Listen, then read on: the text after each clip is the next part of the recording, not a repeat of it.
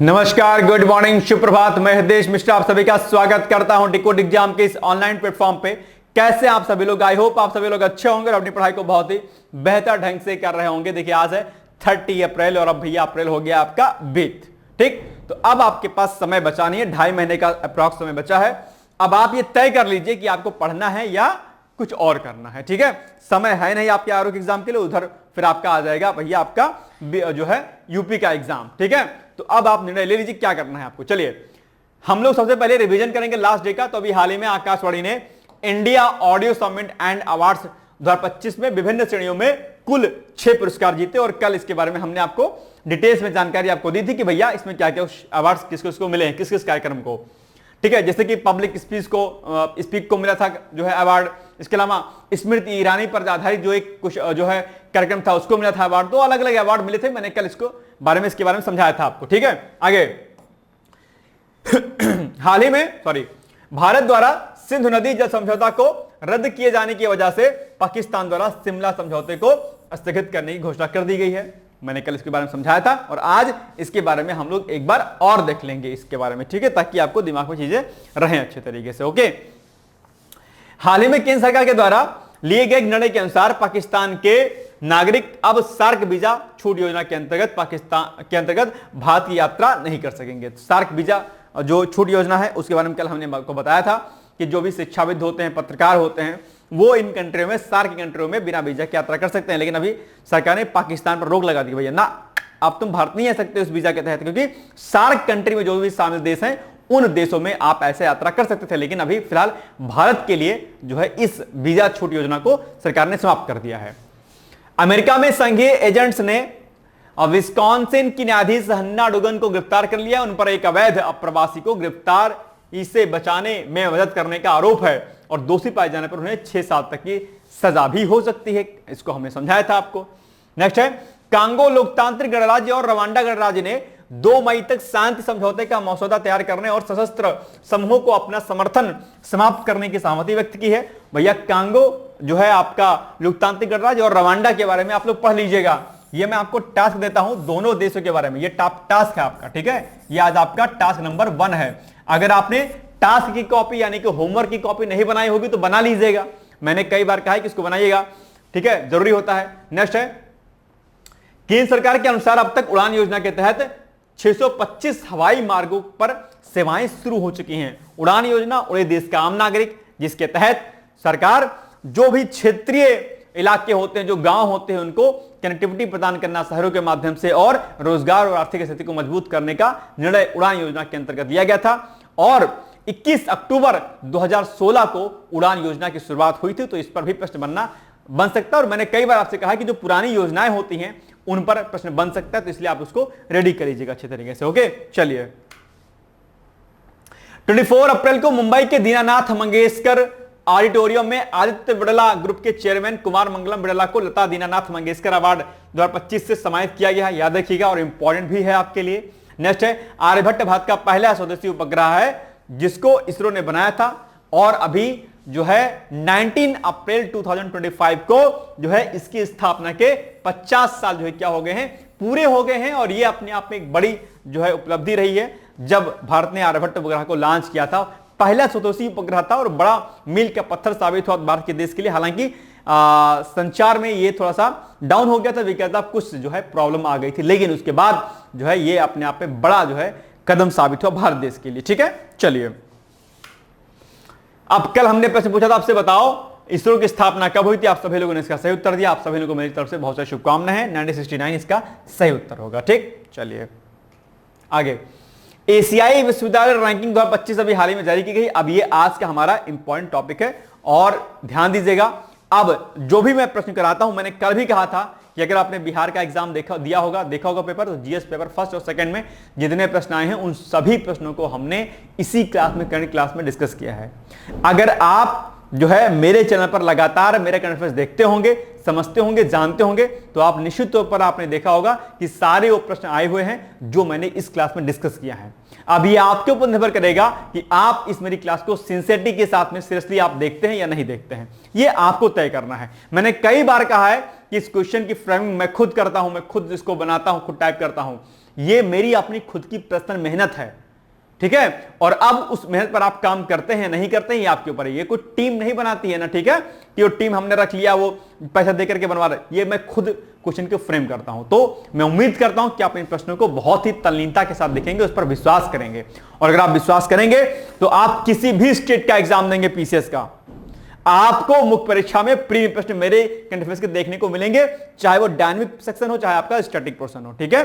ध्यान दीजिएगा इस बात को। चलिए, तो विनम्र निवेदन है कि प्लीज अगर आप एक सही अभ्यर्थी हैं तो ध्यानपूर्वक चीजों को देखने का प्रयास कीजिएगा, ठीक है। नहीं ट्रस्ट होगा तो आप बिहार पीसीएस का पेपर उठा के देख लीजिएगा एक बार, ठीक है। चलिए, हाल ही में टाइम्स हायर एजुकेशन ने, किसने? टाइम्स हायर एजुकेशन ने, ठीक है, एशियाई विश्वविद्यालय रैंकिंग 2025 जारी की।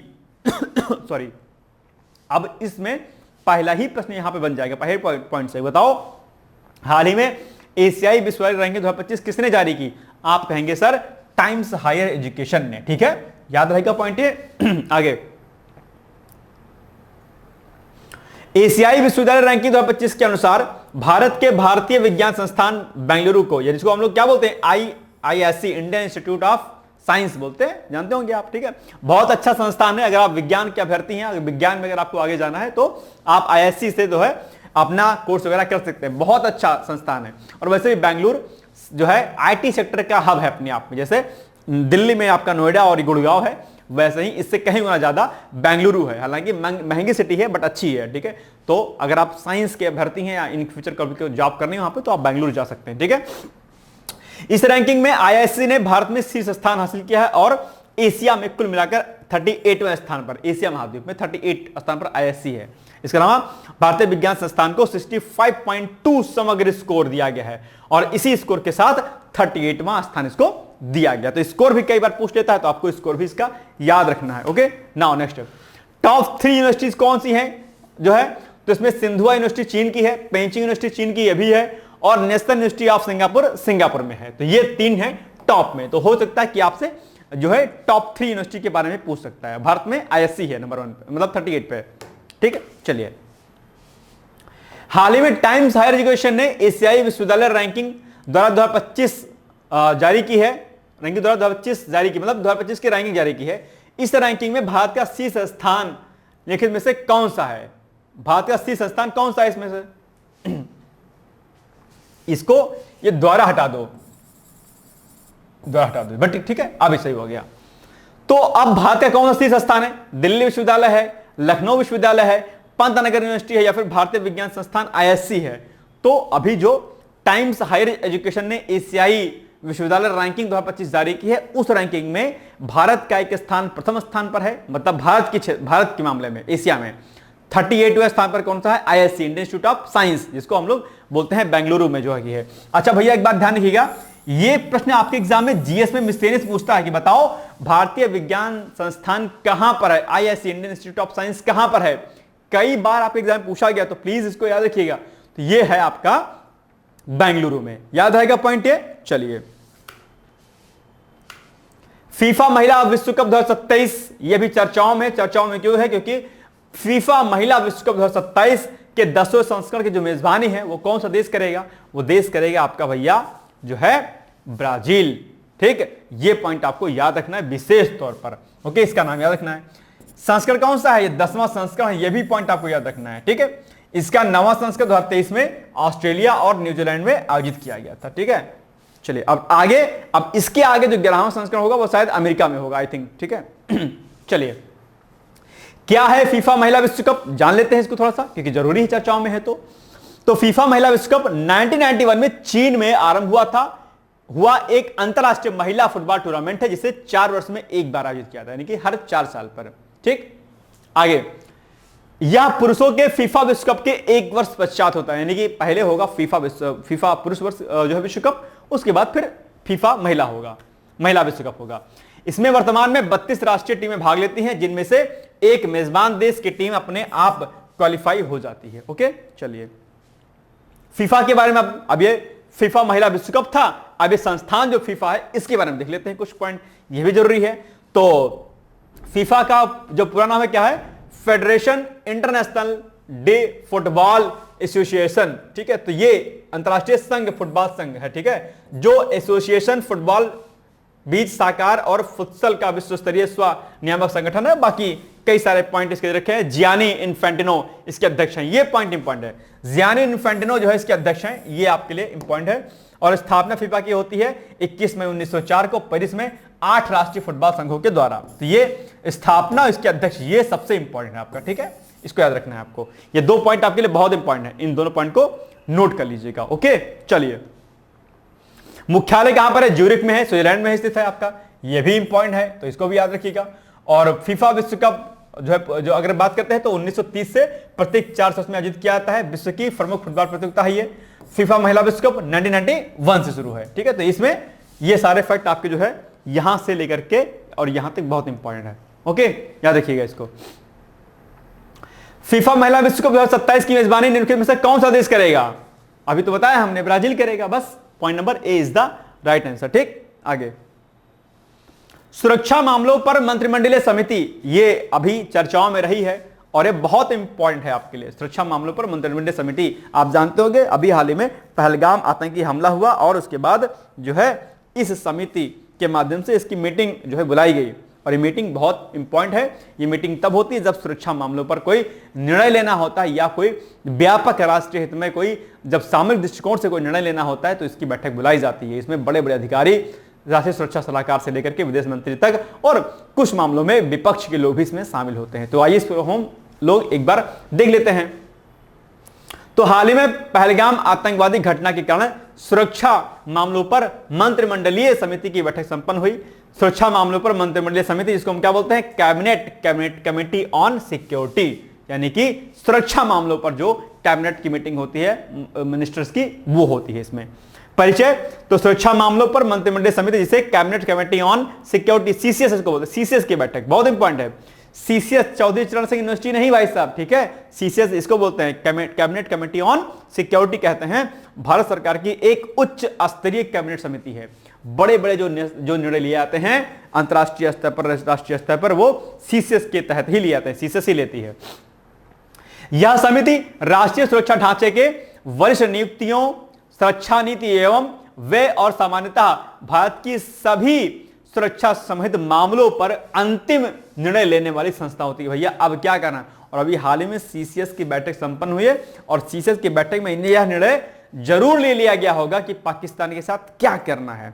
कुछ लोग कहते होंगे अरे अभी मुद्दा था, पुराना था, भूल जाएंगे, नया मुद्दा आएगा, लोग भूल जाएंगे, लेकिन मुझे नहीं लगता कि भारत इस मामले पर बैकफुट पे आएगा। जो मेरी व्यक्तिगत जो राय है, जितना मैं वर्तमान सरकार को जानता और समझता हूं, ठीक है, मुझे नहीं लगता है कि भारत सरकार झुकने वाली है। कुछ ना कुछ तो होगा। अब पता है आज आप मेरा वीडियो देख रहे हैं कि घटना हो गई होगी, नहीं होगी आप जानते होंगे, लेकिन मामला गड़बड़ हो सकता है इस पे, ठीक है। चलिए, इसके अस्थायी सदस्य निम्नलिखित होते हैं, यानी कि जो परमानेंट इसके सदस्य होते हैं कौन कौन से होते हैं? प्रधानमंत्री नंबर 1, रक्षा मंत्री यानी कि जो आपके जो डिफेंस मिनिस्टर होते हैं, गृह मंत्री, होम मिनिस्टर, वित्त मंत्री, फाइनेंस मिनिस्टर और विदेश मंत्री यानी कि फॉरेन मिनिस्टर, ये जो है इसके परमानेंट मेंबर होते हैं। और आप जानते हैं कि सभी जो पद हैं आपके बहुत इंपॉर्टेंट हैं भाई साहब, बहुत। और ये 5 मेंबर आपके इसमें कमेटी में जो है मुख्य तौर पर परमानेंट होते हैं। नीति निर्धारण एवं तकनीकी सलाह के लिए निम्न महत्वपूर्ण अधिकारियों को मीटिंग में आमंत्रित किया जाता है। तो ये तो मिनिस्टर हो गए भाई साहब, ठीक है, लेकिन मिनिस्टर साहब बिना अधिकारियों को कुछ नहीं कर सकते हैं, ठीक है। सारा खेल अधिकारियों का होता है, मेन मुख्य खेल। तो इसमें कौन कौन से अधिकारी पार्टिसिपेट करते हैं? नंबर 1, राष्ट्रीय सुरक्षा सलाहकार, नेशनल सिक्योरिटी एडवाइजर। और कौन है नेशनल सिक्योरिटी एडवाइजर? छोटे से हाइट के हैं, क्या नाम है उनका, बताओ कमेंट करके। अभी आपके यहां पर राष्ट्रीय सुरक्षा सलाहकार कौन है जरा बताओ मुझे, अगर आपको आता है तो। बहुत कॉमन सा नेम है, अक्सर आप लोग जानते होंगे, लेकिन हो सकता है बहुत लोग ना जानते हो, तो मुझे कमेंट करके बताओ वर्तमान में भारत के राष्ट्रीय सुरक्षा सलाहकार यानी कि नेशनल सिक्योरिटी एडवाइजर कौन है? बताओ कमेंट करके मुझे फट से, जल्दी से। देखते हैं कि आपको आता है कि नहीं आता है, ठीक है। चलिए, नहीं आता तो मैं बता देता हूं। जो आपके नेशनल सिक्योरिटी एडवाइजर हैं वो हैं भैया आपके कौन? अजीत डोभाल जी, ठीक है। जानते हैं ना, नहीं जानते हैं? आप कह रहे हैं हाँ हाँ सर जी, सुना था सर, सुना था, भूल गया था सर जी। तो क्या है भूल गए थे सर जी? बाकी तो याद रहता है कि फोन कब करना है, व्हाट्सएप पर चैटिंग कब करना है, चैटियाना कब है घंटों बैठ करके, ये तो याद रहता है। तो इसको भी याद करना चाहिए था, नहीं? चलो कोई बात नहीं। कैबिनेट सचिव होते हैं, इसमें कैबिनेट सेक्रेटरी होते हैं। आप जानते होंगे सबसे बड़ा पद कैबिनेट सचिव का माना जाता है। अगर आप 20, 22, 25 साल में अगर आईएएस ऑफिसर बन जाते हैं ना, तो आप कैबिनेट सेक्रेटरी बनते हैं। कैबिनेट सेक्रेटरी को पीएम का राइट हैंड माना जाता है। राइट हैंड में 2 अधिकारी बड़े आते हैं। अगर अधिकारियों की बात करते हैं, एक नेशनल सिक्योरिटी एडवाइजर यानी कि राष्ट्रीय सुरक्षा सलाहकार, और ये कैबिनेट सचिव, ये लेफ्ट और राइट हैंड होते हैं किसके? पीएम के। प्रधानमंत्री जो भी होते हैं उनके, ये बड़े 2 पद हैं। और सबसे बड़ा पद अगर भारत का एडमिनिस्ट्रेशन में है कोई, तो है आपका कैबिनेट सेक्रेटरी। और कैबिनेट सेक्रेटरी तब आप बनते हैं जब आप बहुत कम एज में आईएएस ऑफिसर बन जाते हैं, तब।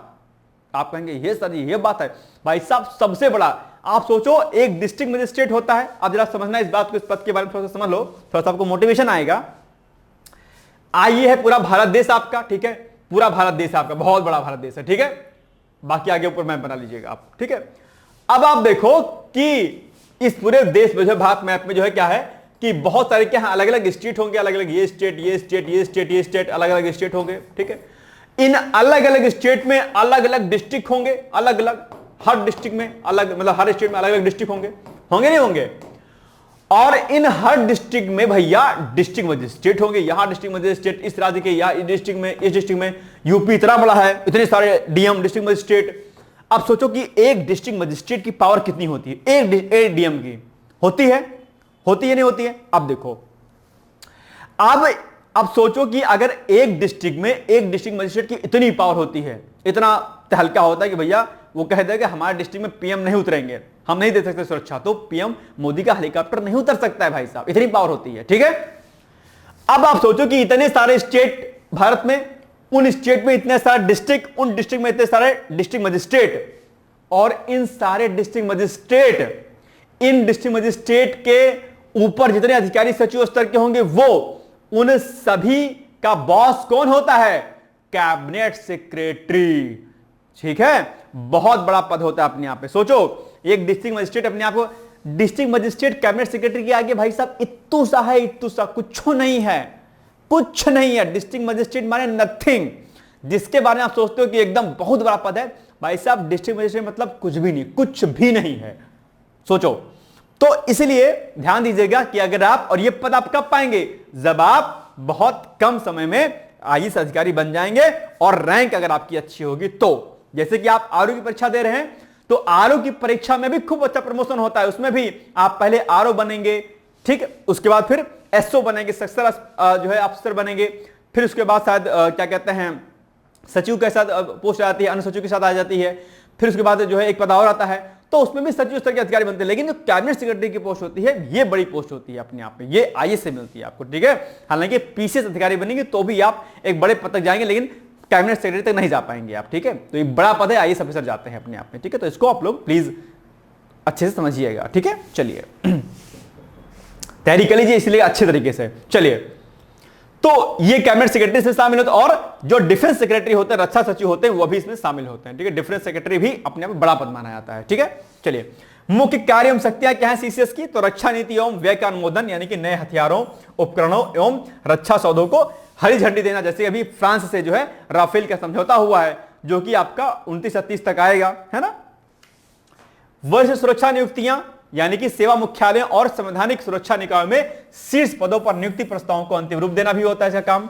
राष्ट्रीय सुरक्षा रणनीतियां, सामरिक, परमाणु व साइबर सुरक्षा भी नीतियों की रूपरेखा तैयार करना। तो ये सब इसके सीसीएस के जो है क्या होते हैं, अहम जो है कार्य होते हैं। चलिए अब बताइए आप लोग, सुरक्षा मामलों पर मंत्रिमंडलीय समिति के संदर्भ में लिखित कथनों में कौन सा से कथन सही है? यह है नंबर 1, सुरक्षा मामलों पर मंत्रिमंडलीय समिति, जिसे कैबिनेट कमेटी ऑन सिक्योरिटी कहते हैं, भारत सरकार की एक उच्च स्तरीय कैबिनेट समिति है। हाँ है, बिल्कुल है, क्यों नहीं है भाई साहब, ठीक है, तो सही हो गया। दूसरा, यह समिति राष्ट्रीय सुरक्षा ढांचे के वरिष्ठ नियुक्तियों, रक्षा नीतियों, व्यय और सामान्यतः भारत की सभी राष्ट्रीय सुरक्षा समेत मामलों पर अंतिम निर्णय देने का काम करती है। बिल्कुल सही बात है, अंतिम निर्णय जो है होता है सिक्योरिटी का, वो सीसीएस ही लेती है, जो कि अभी बैठक इसकी संपन्न हुई थी। तो बस हो गया काम, यानी कि दोनों ही कथन सही है।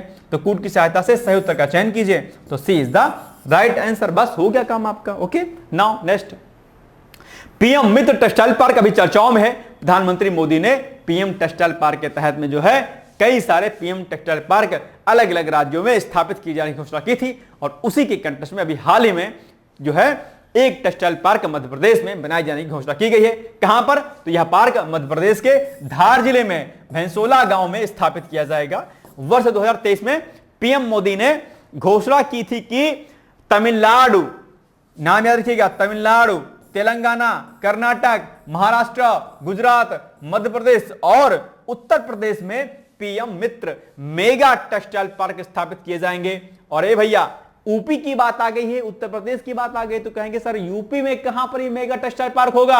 याद है आपको, मैंने कराया था इस प्रश्न को आपको, लेकिन दिक्कत यही है कि आप भूल जाते हैं, आप रिवीजन नहीं करते हैं। मैंने आपसे एक बार नहीं, दो बार नहीं, तीन बार नहीं, चार बार नहीं, पांच बार नहीं, हजारों बार मैंने आपसे कहा होगा कि डेली रात में जब उठी जो है लेटिए तो रंगीन सपनों की जगह पर अच्छे सपने देखिए। उन अच्छे सपनों में क्या देखिए, क्या सोचना है आपको? इन सारे करंट अफेयर्स के बारे में सोचना है। इसके अलावा अगले दिन सुबह सुबह क्या करना है आपको? अगले दिन सुबह सुबह भी आज जो आपने सुबह से लेकर शाम तक पढ़ा है उसका रिवीजन करना है। फिर जब महीने के 15 दिन बीत जाए तो 16वें दिन फिर से रिवीजन करना है 15 दिन का। फिर जब एक महीना बीत जाए तो लास्ट 30 या 31 दिन में जो आपने करा है उसको अगले महीने की 1, 2, 3 तारीख तक उसको कंप्लीट कर लीजिए। इतना काम कीजिएगा, यकीन मानिएगा आपका एक भी प्रश्न गलत नहीं जाएगा और आप जो है कंफ्यूज नहीं रहेंगे अपने एग्जामिनेशन हॉल में। याद रहेगा पॉइंट है, इसको प्लीज करिएगा। तो मैंने आपको बताया था कि पीएम मित्र मेगा टेक्सटाइल पार्क यूपी के हरदोई में बनाया जा रहा है। अगर हरदोई वाले होंगे कुछ यहां पर देख रहे हो तो उनको पता होगा शायद संभवतः, ठीक है। तो यूपी में ये यहां पर बनाया जाएगा, याद रखिएगा इसको, ठीक।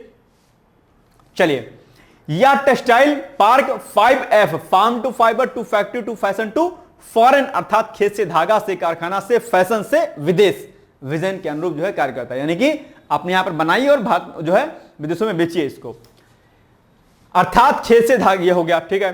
7 पीएम मित्र टेक्सटाइल पार्क निम्नलिखित स्थानों पर स्थापित किए जा रहे हैं। अब स्टेट का नाम मैंने बता दिया, उसके स्थान भी देख लीजिए। तो विरुडुनगर तमिलनाडु में, Warangal Kakati mega textile park Telangana में, नवसारी में गुजरात में होगा, ये बनेगा। इसके अलावा कलबुर्गी गुलबर्गा कर्नाटक में, धार जो है धार में मरस्था जो है एमपी में, लखनऊ हरदोई, लखनऊ नहीं होगा हरदोई होगा, ठीक है। तो हरदोई बहुत लोग नहीं जानते हैं तो इसको बेसिकली इन्होंने लखनऊ कर दिया है, हरदोई नहीं जानते हैं लोग तो इसलिए, लेकिन हरदोई में मेन जो है हरदोई बनेगा। तो हरदोई उत्तर प्रदेश और अमरावती महाराष्ट्र में, ठीक है, याद रहेगा। चलिए अब बताइए निम्नलिखित में से कौन सा कथन सही है? नंबर 1, मध्य प्रदेश में पीएम मित्र टेक्सटाइल पार्क बनाए जाने की घोषणा की गई है अभी हाल ही में, ठीक बात है। और वर्ष 2023 में पीएम मोदी ने घोषणा की थी, कहां पर बनाया जाएगा?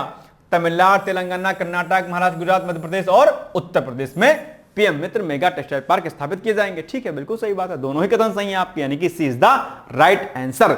इंपॉर्टेंट प्रश्न याद रखिएगा इसको, ओके।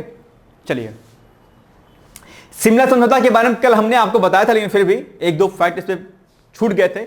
इस पर एक प्रश्न बनना बहुत स्वाभाविक है कि बताओ शिमला समझौता का रद्द किया गया है पाकिस्तान के द्वारा, तो इसका भारत पर क्या असर पड़ेगा और शिमला समझौते के प्रेजेंट में क्या रेलेवेंसी थी, यह प्रश्न भी पूछा जाएगा। तो अगर आपने कॉपी बना ली होगी क्वेश्चन आंसर वाली तो उसमें लिख लीजिए शिमला समझौते को तैयार करना है, शिमला समझौते का वर्तमान में रेलेवेंसी क्या है, क्या रह गई थी, क्या वास्तव में पाकिस्तान के द्वारा जो है लक्षित या भारत और जो पाकिस्तान के द्वारा लिया गया जो ये समझौता था शिमला समझौता, क्या वास्तव में अपने समय से लेकर के अपने सिद्धांतों के अनुरूप कार्य कर रहा था या नहीं कर रहा था, वास्तव में क्या शिमला समझौता का उल्लंघन कई बार किया गया। ऐसे कई प्रकार के प्रश्न आपके एग्जाम के लिए बन सकते हैं और बनेंगे भी। तो मैं आपसे उम्मीद करता हूं कि आप शिमला समझौते पर खूब अच्छे तरीके से तैयार कर लीजिएगा। शिमला समझौते में कहा गया था कि आपसी कोई विवाद होगा हम आपस में करेंगे, बैठ के करेंगे, लेकिन नहीं हुआ। हाय तौबा हमेशा मचाता रहता है जम्मू कश्मीर के मामले पे पाकिस्तान कि भैया देखो, संयुक्त राष्ट्र तुम देखो, ए भैया तुम देखो, ए चीन तुम देखो, ए दादा तुम देखो, बहन तुम देखो, सबको बुलाता रहता है, अंतर्राष्ट्रीय जगत का ध्यान दिलाता है किस पर, जम्मू एंड कश्मीर के मामले पर, जबकि मामला आपसी था, हमें आपस में समझाना चाहिए, लेकिन नहीं। दूसरा, सीज फायर किया जाता है पाकिस्तान के बाद अक्सर, भाई जब मामला हुआ था कि हम एक दूसरे की सीमाओं पर उल्लंघन नहीं करेंगे, एक दूसरे पर हम कभी हमला नहीं करेंगे, लेकिन उसके बाद भी पाकिस्तानी सैनिक अक्सर जो है सीमा पर गोलीबारी करते रहते हैं। भाई साहब ऐ भी गोलीबारी करते रहते हैं, हाँ पता नहीं क्या मजा आता है। छोटे बच्चों को नहीं तुम बंदूक दे दो तो पट पट मारते रहते हैं गोली, चुटपुटिया जो आती है टप टप वाली लगाने वाली। पाकिस्तान के सैनिक भी कुछ ऐसे ही काम करते हैं भाई साहब, ऐ भी मारते रहेंगे गोली बिना मतलब के, कोई कुछ नहीं कहेगा। ये बॉर्डर है भाई साहब, देखो जरा कलामात पाकिस्तानी सैनिक क्या करते हैं जी, हैं ये है सीमा, ठीक ये है सीमा, ठीक है। अब ये सीमा है, कौन सी सीमा? सीमा रेखा वाली सीमा, ठीक है। चलिए पता चले सोचो कि सर जी किसका नाम ले रहे हैं। चलो अब ये हो गया, अब इधर हो गया मैंने माना कि पाकिस्तान है आपका, ठीक है, पाक है आपका, ठीक है, पाक, ठीक है। चलो और ये है आपका इंडिया। अब यहां पर इनके सैनिक खड़े हैं भाई साहब, सैनिक इनके खड़े हैं एकदम बढ़िया, मुंह छूछ बना के बढ़िया एकदम खड़े हैं एकदम, है ना। चलो भाई साहब जूता मोजा लिए, चैनगन लिए, बंदूक लिए हैं बहुत बड़ी सी, चलो बंदूक लिए हैं, एकदम बाल बाल लहरा रहे हैं इनके, एकदम से एकदम बढ़िया से मुस्कुरा रहे हैं, ठीक है। अब ये लिए हुए हैं और इधर बढ़िया भारत के सैनिक हैं, ये घूम रहे, गश्त लगा रहे हैं अपना, है ना, बड़े से हैंडसम से, बड़े सुंदर सुंदर से, ये हमारे भारत के सैनिक है, बढ़िया से अच्छे से, है नहीं, हाँ बढ़िया से बाल बाल बढ़िया से खींचे हुए हैं, ये हमारे भारत के सैनिक। अब ये अपना गश्त कर रहे हैं। अब इन लोग के हाथ में बंदूक है भाई साहब। अब इन लोग को पता नहीं कौन तो झटका लगता रहता है, झूठे धार धार धार धार गोली चलाना शुरू कर देंगे बिना मतलब के। क्या मतलब है भाई साहब, काहे सीज फायर करते हो जी? लेकिन ना, कहीं जाएंगे बंकर बना लेंगे चुप्पे से, यहां कोई नहीं खड़ा है, कुछ नहीं है, सैनिक हमारे बहुत दूर खड़े हैं, वहां से फिर से गोली धार धार धार धार गोली चला लेंगे। ए भाई साहब काहे चलाते हो गोली, पैसा काहे खर्च करते हो? वैसे ही पाकिस्तान में पैसा नहीं बचा हुआ है, इतना महंगाई चल रहा है, गोली मार करके और तुम काम मामला खराब कर रहे हो सैनिक जो लोग जो है यहाँ पर। तो ये गलती करते रहते हैं, तो जो कि नहीं करना चाहिए। अब ये सब क्या है, शिमला समझौते का क्या उल्लंघन है भाई, एवी काहे फायरिंग करते हो जी? और दूसरा, आतंकवाद को क्यों आप पनाह देते हैं भाई? ये पाकिस्तान ने खुद एक्सेप्ट किया है कि हमने आतंकवाद को प्रोत्साहित किया, और वही आतंकवाद आज उनके देश पर भी भारी पड़ रहा है, ठीक है। तो ये सब चीजें क्या, शिमला समझौता का कहीं ना कहीं उल्लंघन है, और जितने भी मामले शिमला समझौते के अंतर्गत किए गए थे उन सभी का उल्लंघन पाकिस्तान ने कहीं ना कहीं किया हुआ है, ठीक है। भाई साहब कहीं पाकिस्तान में हमारा वीडियो देख ना लें, कोई बात नहीं, देख लेंगे, चलो कोई बात नहीं, देख लेंगे तो कम से कम अकल तो आएगी कि क्या है काम करते हैं। चलो आजकल पाकिस्तान वाले इंडिया के बहुत सारे यूट्यूब पर नजर रखते हैं, पता ही होगा, अगर थोड़ा सा हमने नेगेटिव पॉइंट कुछ भी भारत सरकार के अगेंस्ट में बोल दिया, पाकिस्तान में तुरंत छाप देते हैं, लो जी तुम्हारे वहां की जो फला जी थी वो लोग कह रही हैं। इसलिए ध्यान दीजिएगा, जब भी कोई स्टेटमेंट रहे तो आपके देश के खिलाफ नहीं होना चाहिए, ठीक है। अपने आपसी समझौते वाद विवाद अलग है, लेकिन जब मामला देश का आए, समाज का आए, अपने सैनिकों का आए, तो कोई भी ऐसी बात कभी ना बोलिएगा, ठीक है। किसी भी सत्ता पक्ष के हो विपक्ष के हो, कभी भी देश के खिलाफ कभी भी मत बोलिएगा, ठीक है। ये बात हमेशा ध्यान रखिएगा, ओके। नहीं तो अंतरराष्ट्रीय स्तर पर जो है मामला बिगड़ जाता है, ओके। और पाकिस्तान तो यही चाहता है। चलिए शिमला समझौता, अब पाकिस्तान के सैनिक अगर मेरा वीडियो देख लेंगे कहेंगे यार बात तो सही कह रहे हैं हरदेव सर, यार नाके में काहे गोली मारते रहते हैं, नहीं तो जन्मदिन हो, बर्थडे हो, शादी हो तो उड़ाओ मारे गोली मारो जी, ऐ भी गोली मारते रहते हो, बचाओ पैसा अपने पाकिस्तान का। नहीं, पाकिस्तान के सैनिक देख रहे होंगे, खुश हो रहे होंगे, बहुत सही बात कह रहे हैं हरदेव सर। चलिए तो ये मामला कब हुआ था भैया? 2 जुलाई 1972 को हुआ था, ठीक है, इसके तहत। और यह समझौता भारत की तत्कालीन प्रधानमंत्री इंदिरा गांधी और उस समय तत्कालीन जो आपके प्रेसिडेंट थे पाकिस्तान के, कौन, सॉरी राष्ट्रपति थे, कौन वो, मतलब जो है राष्ट्रपति जुल्फिकार अली भुट्टो, इनके बीच में जो है ये समझौता हुआ था, ठीक है। मुख्य उद्देश्य क्या था? 1971 के भारत पाकिस्तान युद्ध, जिसके परिणामस्वरूप बांग्लादेश का निर्माण हुआ था, दोनों देशों के बीच शांति स्थापित करना था, जो कि नहीं, कभी भी शांति स्थापित नहीं हुई, अब जानते होंगे। विवादों को बातचीत और शांतिपूर्ण तरीके से निपटाया जाएगा और तीसरे पक्षधार को नहीं बनाया जाएगा, लेकिन यह भी किया जा रहा है, यह भी उल्लंघन था अपने आप में, ठीक है। भारत और पाकिस्तान अपने अपने क्षेत्रीय अखंडता और संप्रभुता का सम्मान करेंगे, लेकिन पाकिस्तान ऐसा करने देता नहीं है, मामला गड़बड़ा देता है बीच में कुछ ना कुछ। दोनों देश आपसी संबंधों को सामान्य बनाने के लिए प्रयास करेंगे, लेकिन भारत ने तो खूब प्रयास किए, अटल जी ने बहुत सारे प्रयास किए। जब वर्तमान सरकार सत्ता में आई तो प्रधानमंत्री मोदी भी बिना बुलाए चले गए पाकिस्तान, इस पर खूब उनकी जो है क्रिटिसाइज वो भी किया गया, ठीक है, क्रिटिसिज्म किया गया उनको, भाई साहब बिना बुलाए तुम चले गए पाकिस्तान, हैं कहे चले गए जी? तो प्रधानमंत्री को इसके लिए बोला भी गया कि भाई तुम बुलाओ, बिना मतलब चले गए तुम पाकिस्तान।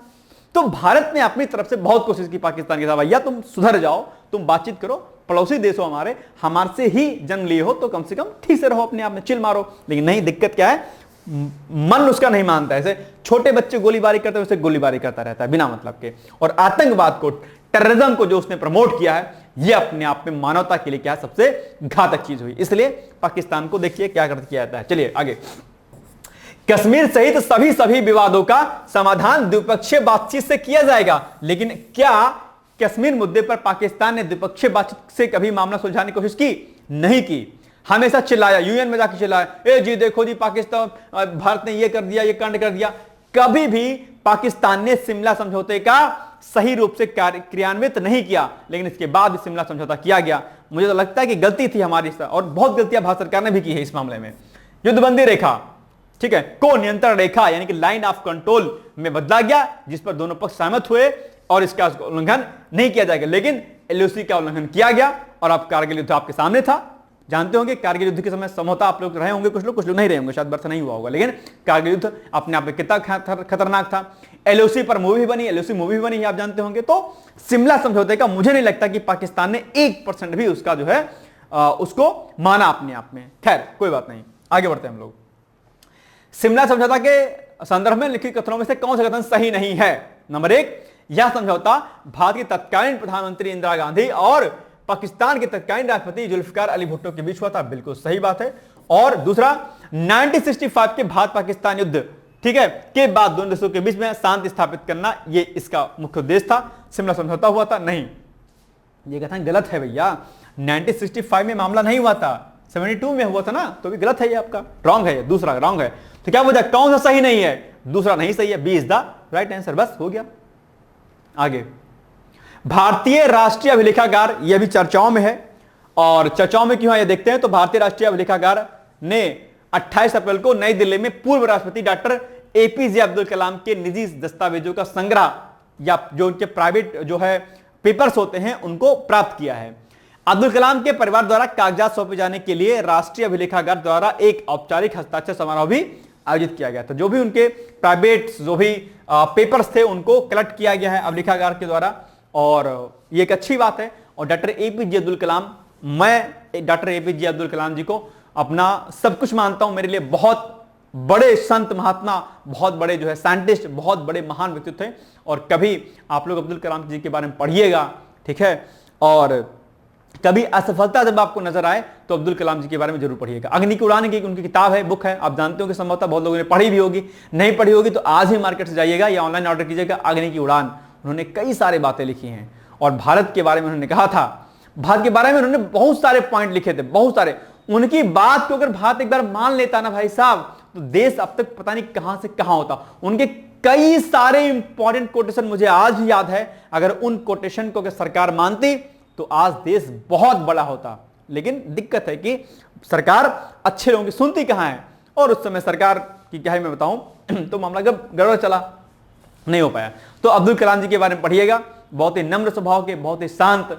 और आज के समय में अगर मैं किसी को संत महात्मा साधु कहता हूं तो अब्दुल कलाम जी हैं।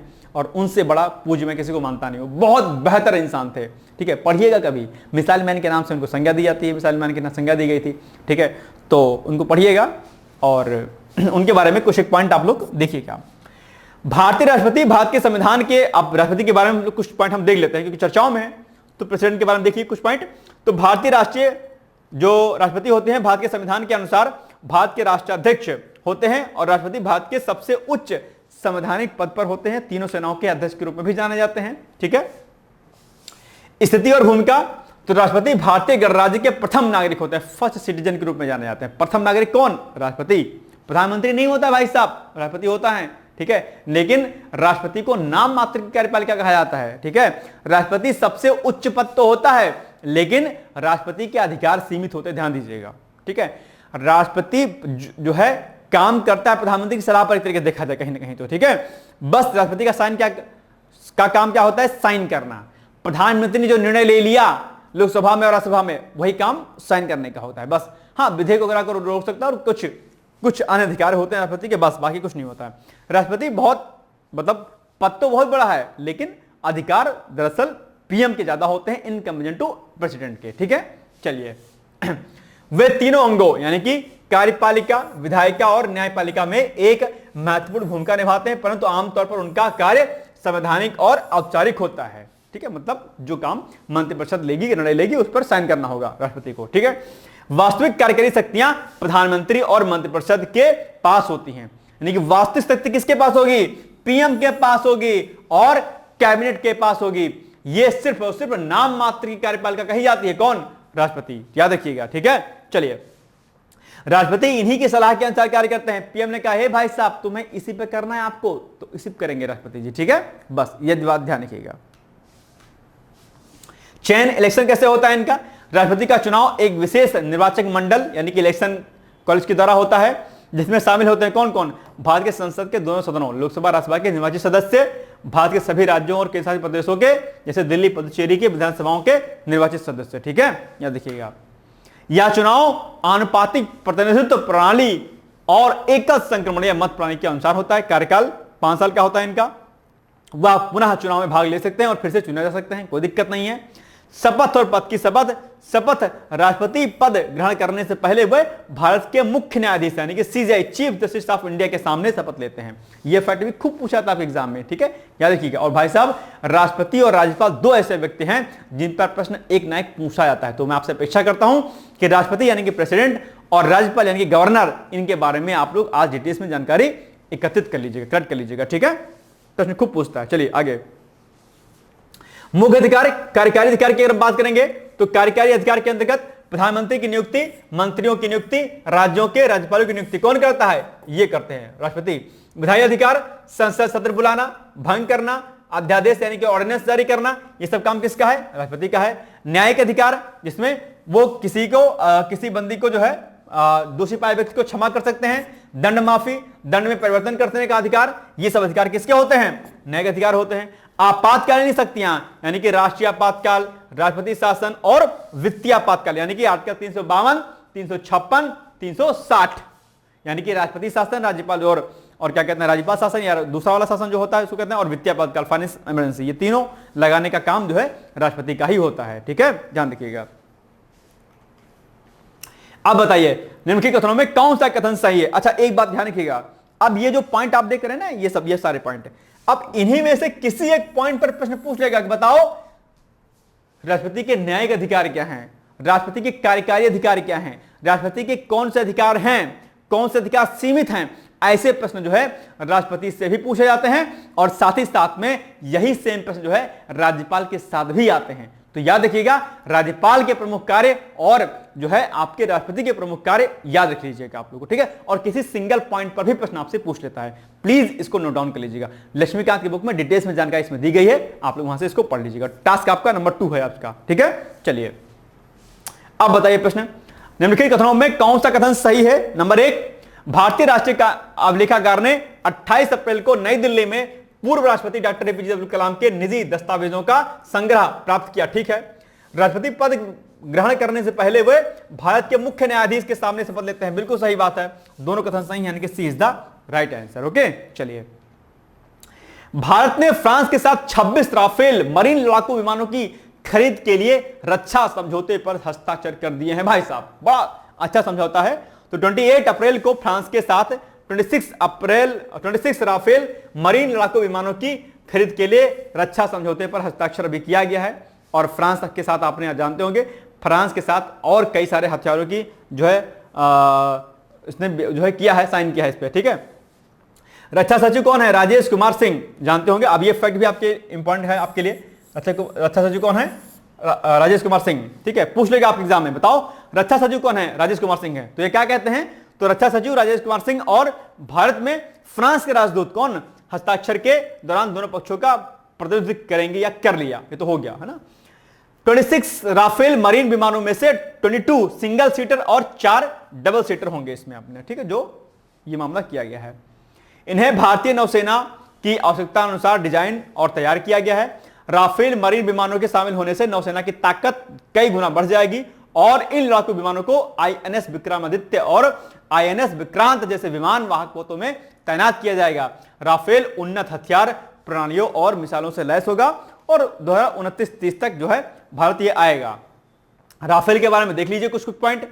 तो राफेल एक मल्टी रोल लड़ाकू विमान है जिसे फ्रांस की कंपनी जो है, ये नाम इसका लिखा है, इसने बनाया है, ठीक है, डेसोल्ट एविएशन ने बनाया है। इसका नाम राफेल फ्रेंच शब्द का, भाषा का शब्द है जिसका अर्थ है तेज हवा का झोंका। बहुत स्पीड है भाई साहब राफेल की, धुआं धुआं हो जाएगा। और अभी भी हमारे पास राफेल है कि नहीं है, अभी भी हमारे पास राफेल। भाई साहब पाकिस्तान के साथ कुछ नहीं टिकता है। तेज, क्या लिखा है इसका, तेज हवा का झोंका। इतनी स्पीड में आता है ना भाई साहब, पता भी नहीं चलेगा कब आया कब गया, मार के ठोक के चला गया, पता नहीं चलेगा आपको, ठीक है। राफेल विमान की कुछ खास बातें हैं। यह एक द्विन इंजन यानी कि 2 इंजन वाला विमान है। यह हर तरह के mission, air superiority, ground attack, टोही मिशन, न्यूक्लियर डिटरेंस वगैरह में सक्षम है, यानी कि कई मामलों में जो है इसे सक्षम बनाया गया है। इसमें superior avionics, electronic warfare system और आधुनिक रडार लगे हुए हैं। इसकी अधिकतम गति करीब 1.8 मैक यानी आवाज की गति से लगभग 1.8 गुना तेज है भाई साहब। समझ रहे हो राफेल का मतलब क्या है, आपकी आवाज से लगभग 1.8 गुना तेज है। सोचो कब गया कब मार के आ गया ना, एहसास नहीं होगा भाई साहब। बहुत खतरनाक चीज है राफेल अपने आप में, ठीक है।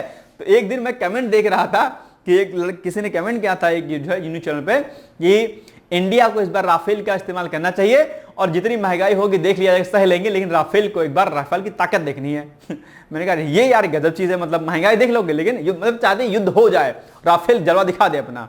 गजब गजब लोग हमारे इंडिया में भाई साहब। युद्ध सोल्यूशन नहीं होता, लेकिन जिस तरीके से हरकतें कर रहा है पाकिस्तान, तो युद्ध करना तो बनता है, ठीक है। लेकिन देखते हैं, इसमें air to air, air to ground दोनों तरह के हमले करने की क्षमता होती है। बहुत खतरनाक है राफेल भाई साहब, ठीक। चलिए आगे, राफेल के संदर्भ में लिखित कथनों में कौन सा कथन सही नहीं है, सही नहीं कौन सा है, ठीक है। तो भारत ने 28 अप्रैल को अमेरिका के साथ 26 राफेल मरीन लड़ाकू विमानों की खरीद के लिए अच्छा समझौते पर हस्ताक्षर किए हैं। सही कथन नहीं, अमेरिका के साथ थोड़ी ना किए हैं भाई साहब, कहां है, फ्रांस के साथ किए हैं ना भाई साहब, गलत है ये, फ्रांस के साथ किए हैं, फ्रांस के साथ, फ्रांस के साथ किया है ना, तो ये गलत है। तो बस ये कथन क्या होगा, रॉन्ग हो गया आपका। दूसरा, राफेल एक मल्टी रोल लड़ाकू विमान है जिसे फ्रांसीसी कंपनी ने बनाया हुआ है, ठीक है। तो बस ये सही है। क्या पूछा कौन सा सही नहीं है, ये नहीं सही है, बस ए इज द राइट आंसर, ठीक है। केवल एक नहीं सही है, ठीक है। महिला व्यवसायी अभी ये चर्चाओं में है, तो भारत में 70% महिला व्यवसायी खासकर जो टियर 2 और टियर 3 शहरों से है, अपने उद्यमों को बढ़ाने के लिए अपने फाइनेंशियल, मार्केटिंग और डिजिटल स्किल में सुधार करना चाहती हैं। ये एक रिपोर्ट है, रिपोर्ट में इस बात को कहा गया है। गैर मेट्रो शहरों में 13,000 से अधिक नई और मौजूदा महिला व्यवसायी जिनकी उम्र 18 से 55 वर्ष है के सर्वे के आधार पर निष्कर्ष बताते हैं कि 52% महिला उद्यमी रिटेल, ई कॉमर्स और एडटेक जैसे क्षेत्रों में काम करते हैं। एडटेक जानते हैं, एडटेक क्या है, एडटेक यानी कि जिसमें हम पढ़ा रहे हैं, ये एडटेक कंपनियां आजकल, एजुकेशन कंपनियां जो हम पढ़ा रहे हैं इसको एडटेक, जैसे डिकोड एग्जाम क्या एडटेक कंपनी है, पीडब्ल्यू एडटेक कंपनी है, क्या फिजिक्स वाला एडटेक कंपनी है, मतलब वही पीडब्ल्यू। इसके अलावा ये आपका अलग अलग जो चैनल हैं, अलग अलग बड़े बड़े अनअकैडमी से लेकर अलग अलग, वो सब क्या है, एडटेक कंपनीज हैं अपने आप, ठीक है। ऑनलाइन प्लेटफॉर्म जो होते हैं, इसमें महिलाएं खूब हैं। मैंने पीडब्ल्यू में जॉब किया था, जब मैं ऑफिस में गया तो मुझे आदमी दूर दूर तक नहीं दिखाई दे रहे थे, महिला महिला ही महिला। फिर मैंने जॉब छोड़ दिया, कई हालांकि इससे कई अन्य कारण थे, लेकिन अच्छी जॉब है, पीडब्ल्यू बढ़िया है कंपनी, ठीक है। ठीक है, बहुत महिलाएं थी भाई साहब पीडब्ल्यू में, क्या किया जाए, हाँ मामला गड़बड़ था वहां पे। चलिए, मतलब अच्छा था, माहौल बहुत अच्छा था, पीडब्ल्यू अच्छी कंपनी है। डिकोड भी अच्छी है, नो डाउट, मैं तो वहां पढ़ाता हूं डिकोड में, तो decode is also best. And जितनी भी अच्छी अच्छी कंपनियां सब अच्छी हैं, लेकिन बस वहां पर आपको अच्छा होना चाहिए, ठीक है। आप अच्छे हैं तो सब अच्छा है। यूके स्थित बिजनेस फाइनेंशियल प्लेटफॉर्म टाइड से जारी Bharat woman aspiration index 2025 Bharat में शहरों से परे टियर 2 और टियर 3 की महिला उद्यमों की आकांक्षाओं को दर्शाता है।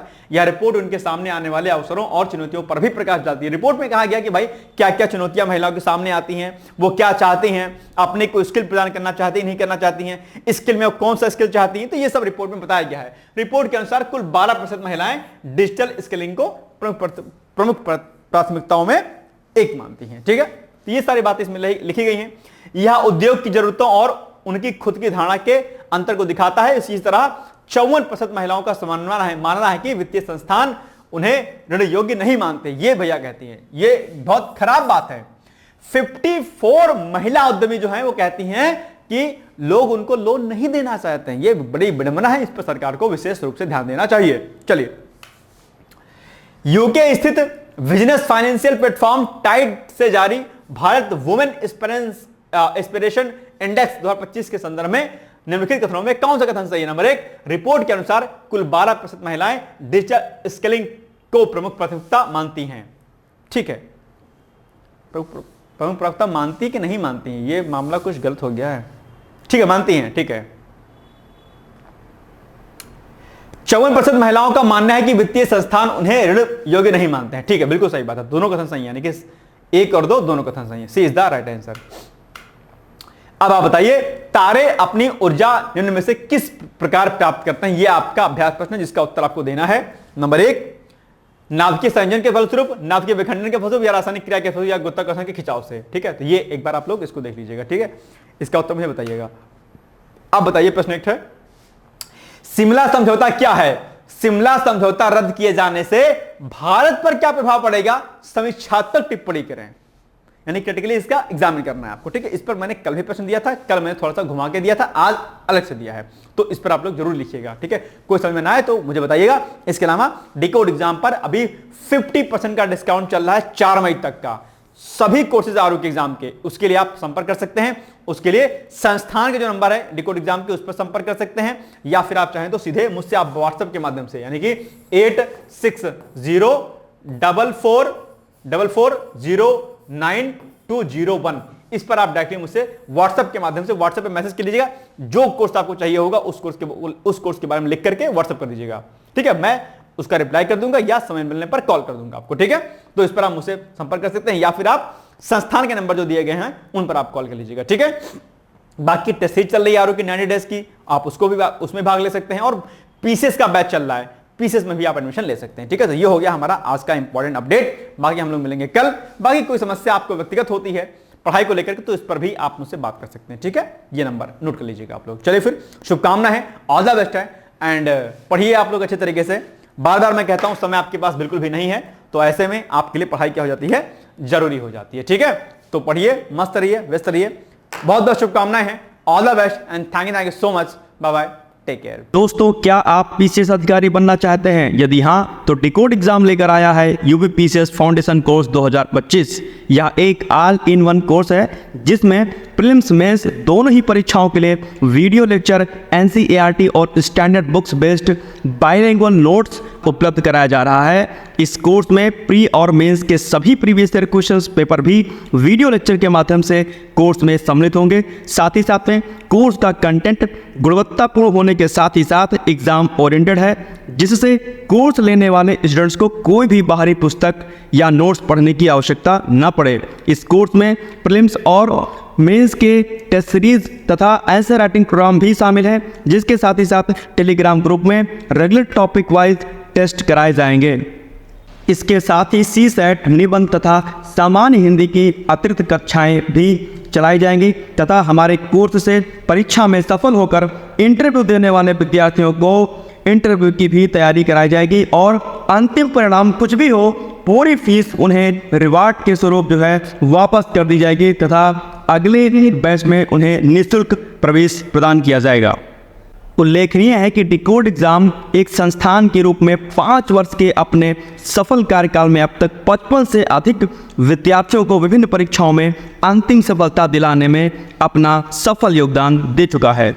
इस कोर्स की फीस 15,000 रुपये निर्धारित की गई है, लेकिन पहले प्रवेश देने वाले 100 विद्यार्थियों को 3,000 रुपये की विशेष छूट दी जा रही है। और अधिक जानकारी के लिए हमारे संस्थान के नंबर 6307495944 पर संपर्क करें।